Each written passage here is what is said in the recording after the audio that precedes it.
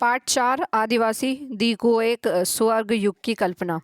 1895 में बिरसा नाम के एक आदमी को झारखंड में छोटा नागपुर के जंगलों में और गांवों में घूमते देखा गया। लोग कहते थे कि उसके पास चमत्कारी शक्तियां हैं, वे सारी बीमारियां दूर कर सकता है और अनाज की छोटी सी ढेरी को कई गुना बढ़ा सकता है। बिरसा ने खुद ये ऐलान कर दिया था कि उसे भगवान ने लोगों की रक्षा और उनके दी को बाहरी लोगों की गुलामी से आज़ाद कराने के लिए भेजा है। कुछ समय के भीतर हजारों लोग बिरसा के पीछे चलने लगे। वे उसे भगवान मानते थे, उन्हें यकीन था कि वो उनकी समस्याएं दूर करने आया है। बिरसा का जन्म एक मुंडा परिवार में हुआ था। मुंडा एक जनजातीय समूह है जो छोटा नागपुर में रहता है। बिरसा के समर्थकों में इलाके के दूसरे आदिवासी, इस संथाल और उरांव भी शामिल थे। ये सभी अपने आसपास आ रहे बदलावों और अंग्रेज शासन के कारण पैदा हो रही समस्याओं से बेचैन थे। उनकी परिचित जीवन पद्धति नष्ट होती दिखाई दे रही थी, आजीविका खतरे में थी और धर्म छिन भिन हो रहा था। बिरसा किन समस्याओं को हल करना चाहता था? उन्हें दीकू कहा जा रहा था। जिन्हें दीकू कहा जा रहा था वे बाहरी लोग कौन थे? उन्होंने इलाकों के लोगों को गुलाम कैसे बना लिया था? अंग्रेजों के राज में आदिवासियों के साथ क्या हो रहा था? आदिवासियों का जीवन किस तरह बदल रहा था? इस अध्याय में हम ऐसे ही कुछ सवालों पर विचार करेंगे। चित्र 1। उड़ीसा के डोंगरिया कंध कबीले की महिलाएं बाजार जाते हुए नदी से गुजर रही हैं। पिछले साल आपने आदिवासी समाज के बारे में पढ़ा था। ज्यादातर कबीले के रीति रिवाज और रस्में ब्राह्मणों द्वारा निर्धारित रीति रिवाजों और रस्मों से बहुत अलग थीं। इन समाजों में ऐसे गहरे सामाजिक भेद भी नहीं थे जो जाति पर आधारित समाजों में दिखाई देते हैं। एक कबीले के सारे लोग कुटुंब के बंधनों में बंधे होते थे, लेकिन इसका ये मतलब नहीं है कि आदिवासी के बीच कोई आर्थिक और सामाजिक फर्क नहीं था। जनजातीय समूह किस तरह जीते थे? 19वीं सदी के देश के विभिन्न भागों में आदिवासी तरह तरह की गतिविधियों में सक्रिय थे। कुछ झूम खेती करते थे। उनमें से कुछ समुदाय झूम खेती करते थे। झूम खेती घुमंतू लोग खेती को कहा जाता है। इस तरह की खेती अधिकांशतः जंगलों में छोटे छोटे भूखंडों पर की जाती थी। ये लोग जमीन तक धूप लाने के लिए पेड़ों की ऊपरी हिस्सा काट देते थे और ज़मीन पर उगी घास फूस जलाकर साफ कर देते थे। इसके बाद वे घास फूस के जलने पर पैदा हुई राख को खाली ज़मीन पर छिड़क देते थे। इस राख में पोटाश होती थी जिससे मिट्टी उपजाऊ हो जाती थी। वे कुल्हाड़ों से पेड़ों को काटते थे और कुदालों से ज़मीन की ऊपरी सतह को खुरच देते थे। वे खेतों को जोतने और बीज रोपने के बजाय उन्हें बस खेत में बिखेर देते थे। जब एक बार फसल तैयार हो जाती तो उसे काटकर वे दूसरी जगह के लिए चल पड़ते थे जहां से उन्होंने अभी फसल काटी थी। वे जगह कई साल तक पड़ी रहती थी। पड़ती मतलब कुछ समय के लिए बिना खेती छोड़ दी जाने वाली जमीन, ताकि उसकी मिट्टी दोबारा उपजाऊ हो सके। साल एक पेड़, महुआ एक फूल जिसे खाया जाता है या शराब बनाने के लिए इस्तेमाल किया जाता है। घुमंतू किसान मुख्य रूप से पूर्वोत्तर और मध्य भारत की पर्वतीय व जंगली पट्टियों में ही रहते थे। इन आदिवासी समुदायों की जिंदगी जंगलों में बेरोक टोक आवाजाही और फसल उगाने के लिए ज़मीन और जंगलों के इस्तेमाल पर आधारित थी। वे केवल इसी तरीके से घुमंतू खेती कर सकते थे। चित्र 2। डोंगरिया कंद कबीले की औरतें पंडानू की पत्तियां इकट्ठे करके ला रही हैं। इन पत्तियों से पत्तलें बनाई जाएंगी। कुछ शिकारी और संग्राहक थे। बहुत सारे इलाकों में आदिवासी समूह पशुओं का शिकार करके और वन्य उत्पादों को इकट्ठा करके अपना काम चलाते थे। वे जंगलों को अपनी जिंदगी के लिए बहुत ज़रूरी मानते थे। उड़ीसा के जंगलों में रहने वाले खोन समुदाय इसी तरह का एक समुदाय था। इस समुदाय के लोग टोलियां बनाकर शिकार पर निकलते थे और जो हाथ लगता था उसे आपस में बांट लेते थे। वे जंगलों से मिले फल और जड़ें खाते थे। खाना पकाने के लिए वे साल और महुआ के बीजों का इस्तेमाल करते थे। इलाज के लिए वो बहुत सारी जंगली जड़ी बूटियों का इस्तेमाल करते थे और जंगलों से इकट्ठा हुई चीज़ों को स्थानीय बाजार में बेच देते थे। जब भी स्थानीय बुनकरों, चमड़ा कारीगरों को कपड़े व चमड़े की रंगाई के लिए कुसुम और पलाश के फूलों की ज़रूरत होती तो वो खोन समुदाय के लोगों से ही कहते थे। इन समुदायों को चावल और अन्य अनाज कहाँ से मिलते थे? कई बार तो चीज़ों की अदला बदली से काम चल जाता था। वह अपनी कीमती वन उत्पादों के बदले ज़रूरत की चीज़ें ले लेते थे। कई बार उन्हें ज़रूरी चीज़ खरीदने के लिए अपनी मुट्ठी भर आमदनी का सहारा लेना पड़ता था। उनमें से कई लोग आसपास के गाँवों में नौकरी भी करते थे। कोई बोझा ढोता था तो कोई सड़क निर्माण कार्य में नौकरी करता था। कई आदिवासी खेत मजदूर थे। जब वन उत्पाद कम पड़ जाते तो आदिवासियों को मजदूरी के लिए ज़्यादा भटकना पड़ता था, लेकिन उनमें से बहुत सारे समुदाय जैसे मध्य भारत के बेगा औरों के लिए काम करने के से कतराते थे। बेगा खुद को जंगल की संतान मानते थे जो केवल जंगल की उपज पर ही जिंदा रह सकती है। मजदूरी करना बेगाओं के लिए अपमान की बात थी। चित्र 3 भारत में कुछ आदिवासी समुदायों के इलाके। जो चीज़ आसपास पैदा नहीं होती थी उन्हें हासिल करने के लिए आदिवासियों को खरीद फरोख्त भी करनी पड़ती थी। इसी वजह से वे कभी कभी व्यापारियों और महाजनों पर आश्रित हो जाते थे। व्यापारी बेचने की चीज़ें लेकर आते थे और भारी कीमत पर चीज़ें बेचते थे। सूदखोर महाजनों भी आदिवासियों को कर्जा दे देते थे, लेकिन उसका ब्याज बहुत ज़्यादा होता था। इस तरह बाजार और वाणिज्य ने आदिवासियों को कर्ज और गरीबी में ढकेल दिया था। लिहाजा वे महाजनों और व्यापारियों को भारी शैतान और अपनी सारी मुसीबतों की जड़ मानने लगे थे। कुछ जानवर पालते थे। बहुत सारे आदिवासी समूह जानवर पालकर अपनी ज़िंदगी चलाते थे। वे चरवाहे थे जो मौसम के हिसाब से मवेशी या भेड़ों को के रेवड़ लेकर यहाँ से वहाँ जाते रहते थे। जब एक जगह घास खत्म हो जाती थी तो वो दूसरे इलाके में चले जाते थे। पंजाब के पहाड़ों में रहने वाले वन गुज्जर और आंध्र प्रदेश के लबाड़िया आदि समुदाय गाय भैंस के झुंड पालते थे। कुल्लू की गद्दी समुदाय के लोग गरड़ी और कश्मीर के बकरवाल बकरियां पालते थे। अगले साल इतिहास की पाठ्य पुस्तक में आप उनके बारे में विस्तार से पढ़ेंगे। स्रोत 1, शिकार का वक्त, बुआई का वक्त, नए खेतों में जाने का वक्त। क्या आपने कभी इस बात पर ध्यान दिया है कि विभिन्न प्रकार के महाजनों में रहने वाले लोगों के काम और समय के बारे में समझदारी एक जैसी नहीं होती? विभिन्न क्षेत्रों में रहने वाले घुमंतु आदिवासियों और शिकारियों की जिंदगी एक खास क्रम और मर्द औरत के बीच कामों के बंटवारे से चलती है। ब्रिटिश मानव विज्ञानी वेरियर एल्विन ने 1930 में और 1940 के दशक में कई साल मध्य भारत के बेगा और खोन समुदाय के बीच बिताए थे। एल्विन द्वारा लिखित निम्नलिखित अंशों को पढ़कर इस समय क्रम और कामों के बंटवारे को समझा जा सकता है। वे लिखते हैं कि चैत में औरतें इकट्ठा करने और बचे खुचे ठुंडों को काटने जाती थीं। पुरुष बड़े पेड़ों को काटते थे और शिकार पर जाते थे। शिकार पूरे चांद के समय पूर्व से शुरू होता था। शिकार के लिए बांस के फंदों का इस्तेमाल करते थे। औरतें सागो, इमली और मशरूम, कुकुरमुता आदि फल बीन कर लाती थी। बेगा औरतें या तो केवल जड़ें या कंद इकट्ठा करती थी या महुआ के बीज इकट्ठा करती थी। मध्य भारत के आदिवासियों में बेगाओं को सबसे अच्छा शिकारी माना जाता था। बैसाख में जंगलों को जलाया जाता था। औरतें जो जली लकड़ियों को ईंधन के लिए बीन लेती थी। आदमी शिकार पर जाते थे लेकिन गांव से दूर नहीं जाते थे। जेठ में बुआई होती थी और शिकार चलता रहता था। आषाढ़ में भादों तक मर्द खेतों में काम करते थे। क्वार में फलियां आने लगती थी और कार्तिक कुटकी में पक जाती थी। अगहन में सारी फसल तैयार हो जाती थी और फूस से फटकन किया जाता था। नाच गाना और शादियां भी पूस के महीने में ही होती थी। माघ में पुरुष नए बेवड़ की तरफ चल देते थे। इस दौरान शिकार व चीज़ों का संग्रह ही जीने की मुख्य गतिविधि होती थी। ये चक्र पहले साल का होता था। दूसरे साल शिकार के लिए ज़्यादा समय मिल जाता था क्योंकि केवल कुछ फसलों की ही बुआई कटाई होती थी। क्योंकि भोजन काफ़ी होता था इसलिए पुरुष बेवड़ों में ही रहते थे। तीसरे साल में भोजन के लिए वन उत्पादों की भी ज़रूरत पड़ने लगी थी। वेरियर एल्विन द्वारा लिखित बेगा 1939 और एल्विन की अप्रकाशित रचना notes on the Khonds, Verrier Elwin papers, Nehru स्मृति संग्रहालय एवं पुस्तकालय पर आधारित। चित्र 4, ईंधन की लकड़ी ले जाती एक संथाल लड़की, बिहार 1946। बच्चे वन उपज इकट्ठा करने के लिए अपनी माओं के साथ जंगल में जाते थे। बेवड़ मतलब मध्य प्रदेश में घुमंतु खेत के लिए इस्तेमाल होने वाले शब्द। कुछ लोग एक जगह खेती करते थे। 19वीं सदी के पहले ही बहुत सारे जनजातीय कबीले एक जगह टिक कर खेती करने लगे थे। वे बार बार जगह बदलने के बजाय साल दर साल एक ही जगह खेती करते थे। वे हलों का इस्तेमाल करने लगे थे और धीरे धीरे उन्हें ज़मीन पर अधिकार भी मिल जा रहा था।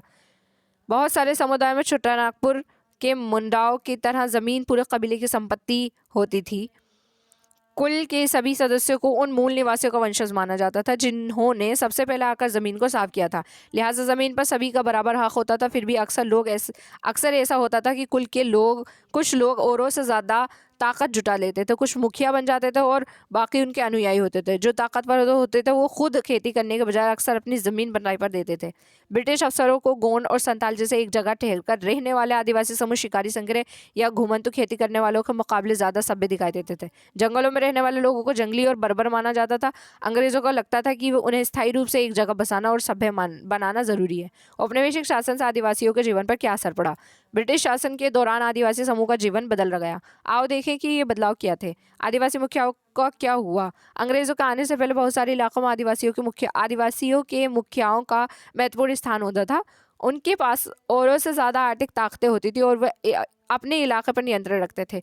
कई जगह उनकी अपनी पुलिस होती थी और वे ज़मीन एवं वन प्रबंधन के स्थानीय नियम खुद बनाते थे। ब्रिटिश शासन के तहत आदिवासी मुखियाओं के कामकाज और अधिकार काफ़ी बदल गए थे।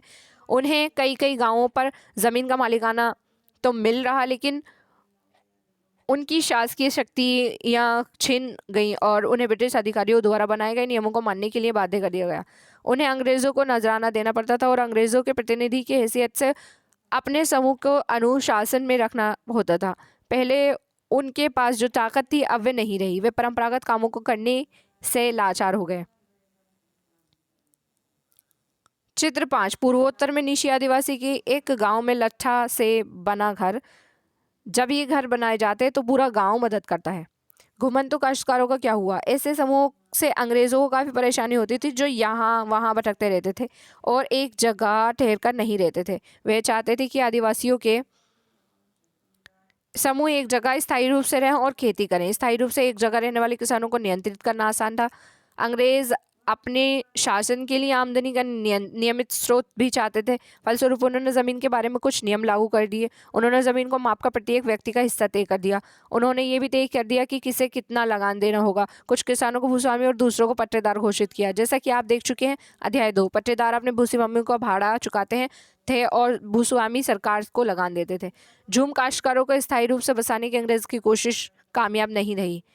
जहाँ पानी कम हो और मिट्टी सूखी हो वहाँ हलों से खेती करना आसान नहीं होता, बल्कि हलों की मदद से खेती करने वाले झूम काश्तकारों का अक्सर नुकसान ही हुआ, क्योंकि उनके खेत अच्छी उपज नहीं दे पाते थे। इसलिए पूर्वोत्तर राज्यों के झूम काश्तकार इस बात पर अड़े रहे कि उन्हें परंपरागत ढंग से ही जीने दिया जाए। व्यापक विरोध के फलस्वरूप अंग्रेजों को आखिरकार उनकी बात माननी पड़ी और ऐसे कबीलों को जंगल के कुछ हिस्सों में घुमंतु खेती की छूट दे दी गई। चित्र 6। गुजरात के एक जंगल में खेती करती भील औरतें। घुमंतु खेती गुजरात के बहुत सारे वन क्षेत्रों में अभी भी जारी है। आप देख सकते हैं कि यहाँ पेड़ों को काट दिया गया है और खेती के लिए ज़मीन साफ कर दी गई है।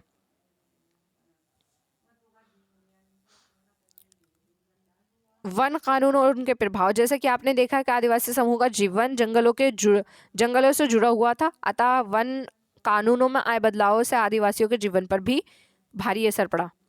चित्र 7। आंध्र प्रदेश में धान खेत में काम करते आदिवासी। समतल मैदानों और जंगलों में धान की खेती के बीच फर्क को देखें। अंग्रेजों ने सारे जंगलों पर अपना नियंत्रण स्थापित कर लिया था और जंगलों को राज्य की संपत्ति घोषित कर दिया था। कुछ जंगलों का आरक्षित वन घोषित कर दिया गया। ये ऐसे जंगल थे जहां अंग्रेजों की ज़रूरतों के लिए इमारती लकड़ी पैदा होती थी। इन जंगलों में लोगों को स्वतंत्र रूप से झूम खेती करना, फल इकट्ठा करना या पशुओं को शिकार करने की इजाज़त नहीं थी। ऐसी सूरत में झूम काश्तकार किस तरह जिंदा रह सकते थे। इसलिए उनमें से बहुतों को काम और रोजगार की तलाश में मजबूरन दूसरे इलाकों में जाना पड़ा।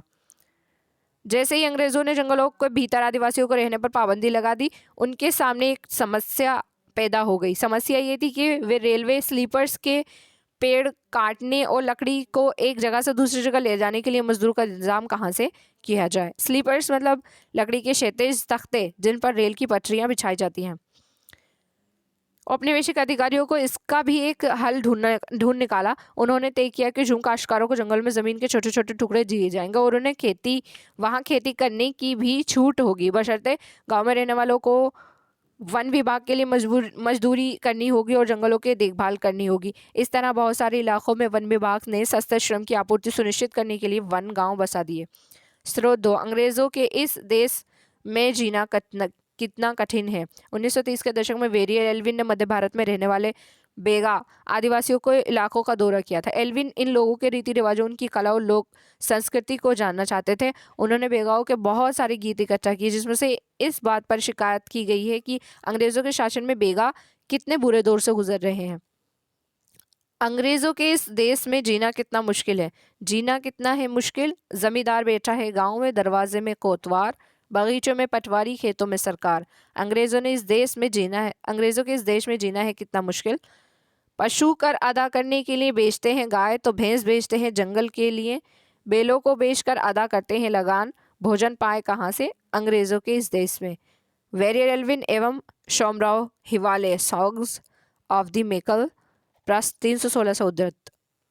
बहुत सारे आदिवासी समूहों ने औपनिवेशिक वन कानूनों का विरोध किया। उन्होंने नए नियमों का पालन करने से इनकार किया और इन्हीं तौर तरीकों से चलते रहे जिन्हें सरकार गैर कानूनी घोषित कर चुकी थी। कई बार उन्होंने खुलेआम बगावत भी कर दी। 1906 में संग्राम संगमा द्वारा असम में और 1930 के दशक में मध्य प्रांत में हुआ वन सत्याग्रह इसी तरह की विद्रोह थे। व्यापार की समस्या। 19वीं शताब्दी के दौरान जनजातीय समूह ने पाया कि व्यापारी और महाजन जंगलों में जल्दी जल्दी आने लगे हैं। वे वन उपज खरीदने, नगद कर्जा देने और आदिवासियों को मजदूरी पर रखने के लिए आ रहे थे।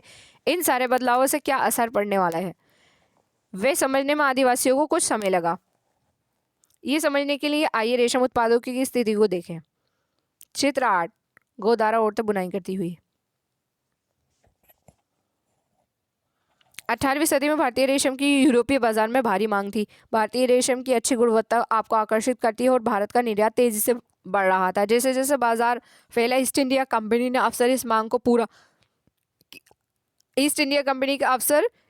को पूरा करने के लिए रेशम उत्पादन पर जोर देने लगे। वर्तमान झारखंड में स्थित हजारीबाग के आसपास रहने वाले संथाल रेशम के कीड़े पालते थे। रेशम के व्यापारी अपने एजेंटों को भेजकर आदिवासियों को कर्जा देते थे और उनके कृमि कोशों को इकट्ठा कर लेते थे। 1000 कृमि कोशों के लिए 3 से 4 रुपये मिलते थे। इसके बाद इन कृमि कोशों को बर्दवान या गया भेज दिया जाता था, जहां उन्हें 5 गुना कीमत पर बेचा जाता था। निर्यातकों और रेशम उत्पादकों के बीच कड़ी का काम करने वाले बिचौलियों को जमकर मुनाफा होता था। रेशम उत्पादकों को बहुत मामूली फायदा मिलता था। स्वाभाविक है कि बहुत सारे आदिवासी समुदाय बाजारों व्यापारियों को अपना सबसे बड़ा दुश्मन मानते थे। चित्र 9, चटाई बुनती एक हजांग औरत। औरतों के लिए घरेलू काम सिर्फ घर तक ही सीमित नहीं था, वे खेतों और कारखानों में भी अपने बच्चों को साथ लेकर आती थी। चित्र 10, बिहार के कोयला खनिक 1948। 1920 के दशक में बिहार के झारिया और रानीगंज कोयला खदानों में काम करने वाले लगभग 50% खनिक आदिवासी थे। अंधेरी और दमगोटू खदानों की गहराई में काम करना न केवल शरीर को तोड़ता था बल्कि ये खतरनाक था। वे अक्सर सचमुच जान ले लेता था। 1920 के दशक में देश के कोयला खदानों में हर साल 2000 से ज़्यादा मजदूर मारे जाते थे। काम की तलाश में घर से दूर जाने वाले आदिवासियों की दशा तो और भी ख़राब थी। 19वीं सदी के आखिर से ही चाय बागान फैलने लगे थे। खनन उद्योग भी एक महत्वपूर्ण उद्योग बन गया था। असम के चाय बागानों और झारखंड के कोयला खदानों में काम करने के लिए आदिवासियों को बड़ी संख्या में भर्ती किया गया। इन लोगों को ठेकेदारों के मार्फत भर्ती किया गया था। ये ठेकेदार न केवल उन्हें बहुत कम वेतन देते थे बल्कि उन्हें वापस घर भी लौटने नहीं देते थे। नज़दीक से देखने पर 19वीं सदी और 20वीं शताब्दी के दौरान देश के विभिन्न भागों में जनजातीय समूह ने बदलते कानूनों, अपने व्यवहार पर लगी पाबंदियों, नए कर और व्यापारियों और महाजनों द्वारा किए जा रहे शोषण के खिलाफ कई बार बगावत की। 1831 से 32 में कोयला आदिवासियों ने और 1855 संथाल ने बगावत कर दी थी। मध्य भारत में बस्तर विद्रोह 1910 में हुआ और 1940 में महाराष्ट्र में वर्ली विद्रोह हुआ। बिरसा जिस आंदोलन का नेतृत्व कर रहे थे वे भी इसी तरह का विद्रोह था।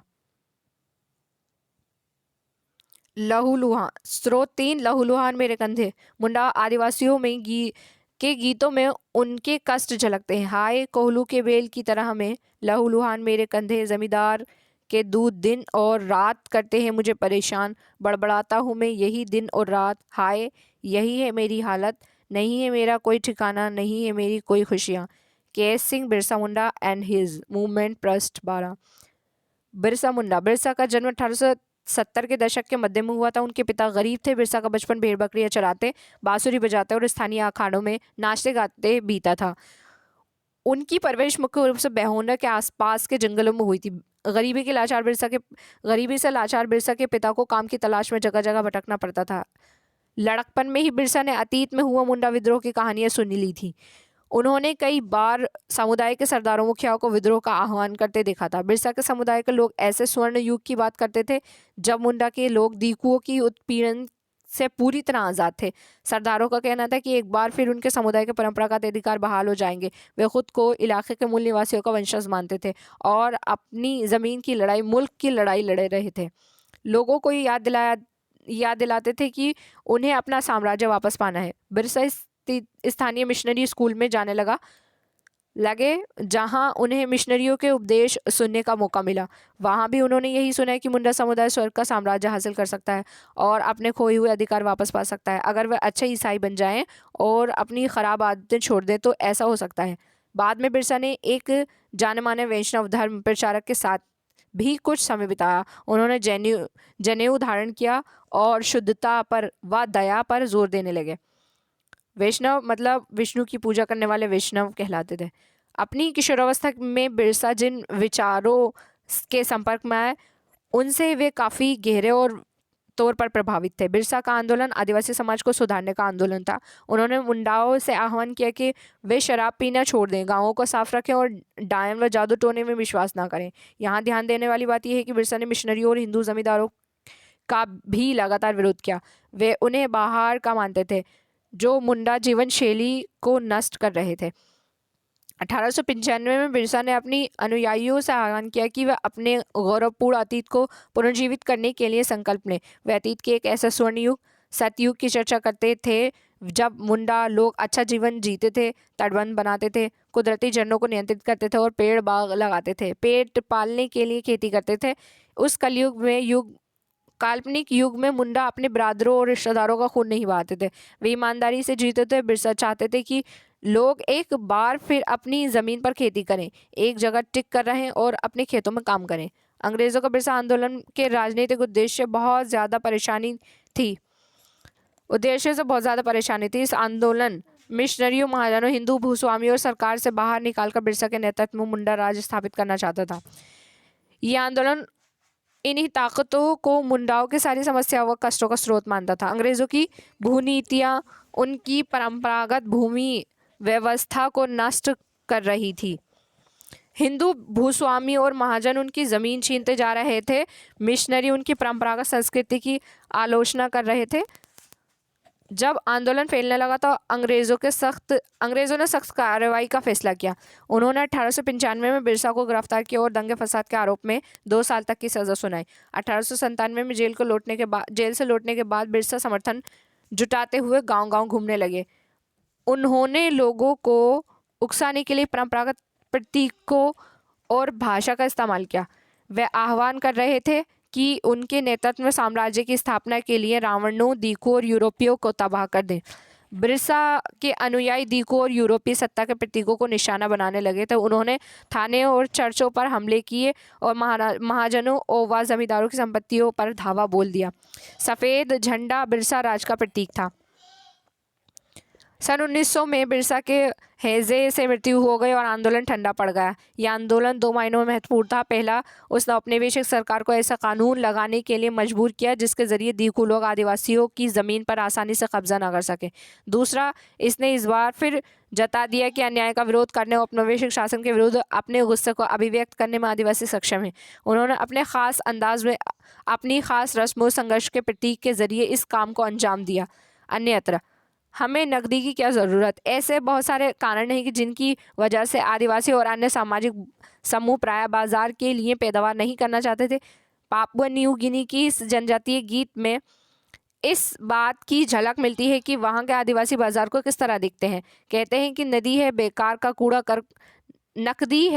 कूड़ा करकट, बारिश ये नहीं रोक सकती और देती है तकलीफ़ें। इन सारे पिठाधीशों के लिए क्यों मैं जोश से काम करूं काम, क्यों मैं चढ़ूं नारियल के पेड़ पर।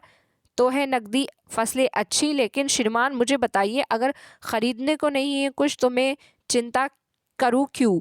कोहेन क्लार्क एवं हासवेल संगीत दी इकोनॉमी ऑफ सबसिस्टेंस एग्रीकल्चर 1970 में उद्धृत एक गीत पर आधारित।